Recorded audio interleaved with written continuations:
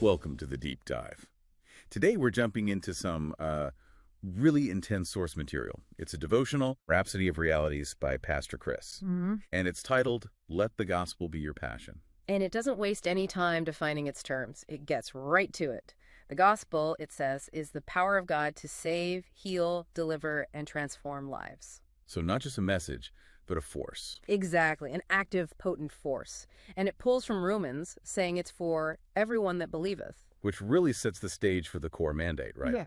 This source is pushing this idea that the message has to be shared with a burning passion. And there's this undercurrent of urgency. It mentions the coming of the Lord is nearer than we've ever known. So, the clock is ticking. To make that feel real, the text holds up Paul the Apostle as the ultimate model. Right. He's the example of deep conviction and unwavering commitment. For Paul, preaching wasn't just a part of his life. The source says it was life itself. I mean, he was willing to die for it. And the devotional really zeroes in on his words in Acts chapter 20 to show this. He says he's bound in the Spirit unto Jerusalem. Even though he knows what's waiting for him, he says, bonds and afflictions abide me. He is fully aware of the danger. Yet he still goes. It's that sense of duty over self-preservation. Yeah, and then you get that key quote. He says he did not count my life dear unto myself. His own safety was, it was irrelevant. As long as he could finish his course. Finish his course and testify the gospel of the grace of God. That was the only goal. And this leads to a pretty extraordinary claim.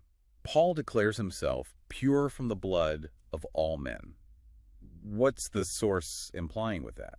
I think the implication is about accountability. Within this framework, being pure means you've done your job. You've delivered the message. So you're not responsible for those who never heard it. Exactly. He says he had not shunned to declare all the counsel of God. So the text is suggesting that if you hold back, if you stay silent out of fear or comfort, you actually become culpable. That's a heavy idea.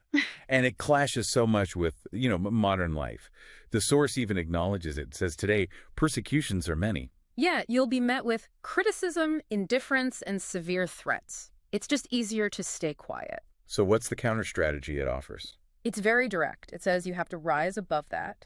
It basically identifies two main enemies of this kind of passion. Okay. First is external fear, fear of rejection, even death.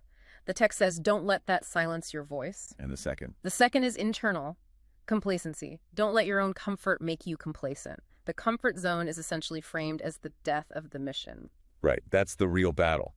And the source promises a pretty amazing outcome if you follow this path. It says that every single time the gospel is shared, divine power is released, a power that transforms the lives of your listeners. Even if they resist it at first. Yeah, that's the fascinating part. It claims even those who act defiantly will one day succumb to its power.